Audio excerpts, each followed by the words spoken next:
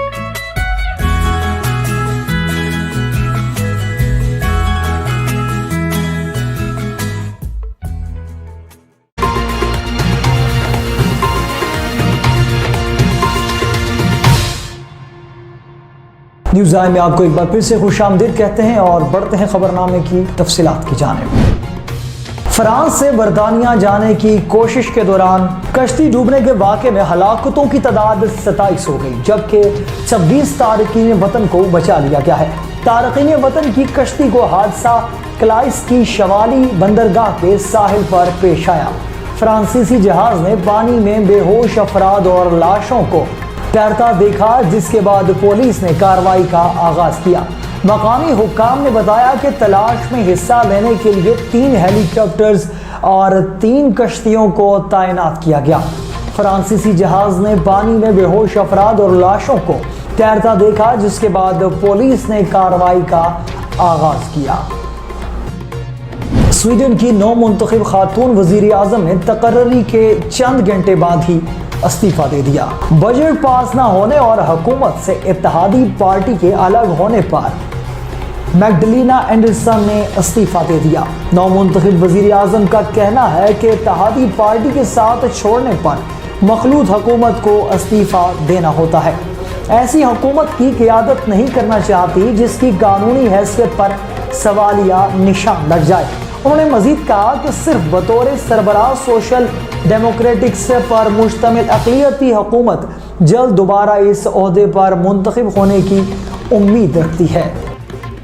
Libya میں election commission نے ابتدائی فیصلہ جاری کرتے ہوئے سابق حکمران معمر قذافی کے بیٹے سیف الاسلام سیف کو صدارتی الیکشن لڑنے کے لیے نااہل قرار دے دیا۔ سیف الاسلام قذافی صدارتی الیکشن لڑنے کے اہل نہیں، اس لیے ان کا نام صدارتی امیدواروں کی فہرست سے خارج کر دیا گیا ہے۔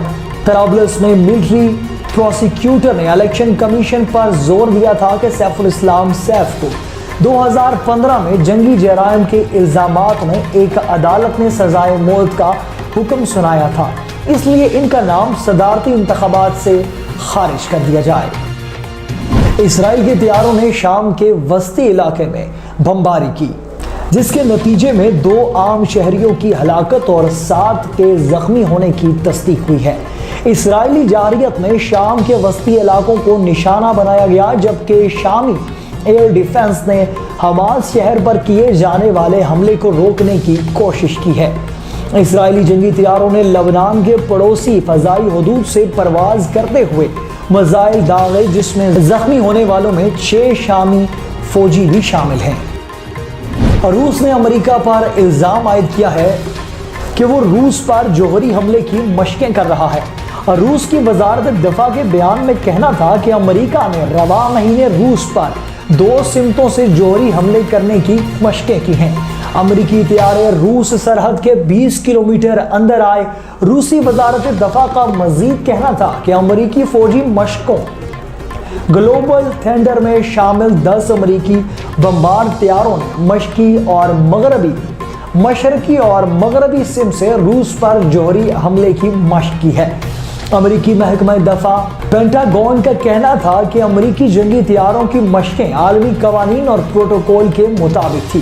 روسی الزامات کے بعد امریکہ اور روس کے اعلیٰ فوجی حکام کے درمیان رابطہ ہوا، تاہم ان کی گفتگو کی تفصیلات منظر عام پر نہیں آئی۔ یوکرین کے تنازع پر کشیدگی جاری ہے۔ افغان کے دارالحکومت کابل کے ایئرپورٹ کا انتظام سنبھال کے لیے متحدہ عرب امارات نے طالبان سے رابطہ کیا ہے۔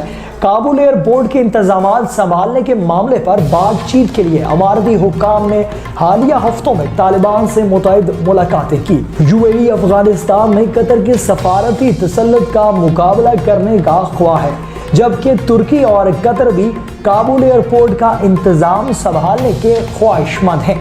اگست میں امریکی انخلاء کے بعد قطر ترکی کے ساتھ مل کر افغانستان کے حامد کرزئی انٹرنیشنل ایئرپورٹ کو چلانے میں مدد کر رہے ہیں، تاہم طالبان نے ابھی تک اس معاملے پر قطر کے ساتھ کوئی معاہدہ نہیں کیا اور نہ ہی اس حوالے سے کوئی باضابطہ بیان جاری کیا ہے۔ مقبوضہ کشمیر میں قابض بھارتی فوج کی ریاستی دہشت گردی جاری، جس کے دوران قابض بھارتی فوج نے سری نگر میں 3 کشمیری نوجوانوں کو شہید کر دیا ہے۔ ان نوجوانوں کو سری نگر کے علاقے رام باغ میں سرچ آپریشن محاصرے کی آڑ میں شہید کیا گیا ہے۔ علاقے میں بھارتی فورسز کا محاصرہ جاری ہے۔ سیارچوں سے زمین کا دفاع کرنے کے لیے ناسا نے پہلا خلائی مشن لانچ کر دیا ہے۔ خلائی جہاز کو سیاروں سے ٹکرا کر ان کا راستہ روکنے کا ٹیسٹ کیا جائے گا۔ ڈارٹ خلائی جہاز ڈبل سیارچہ ڈیڈیموس کو نشانہ بنائے گا۔ ٹیسٹ سے خلائی جہاز کے ٹکرانے کے بعد سیارچے کا رد عمل خلائی جہاز کی صلاحیتیں جانچی جائیں گی۔ ڈارٹ 2022 کے موسم خزاں میں ڈیمورفوس اور ڈیڈیموس تک پہنچے گا۔ اب تک کے لیے اتنا ہی۔ مزید خبروں اور اپڈیٹس کے لیے دیکھتے رہیے نیوز آئے۔ اپنا بہت سا خیال رکھیے۔ اللہ حافظ۔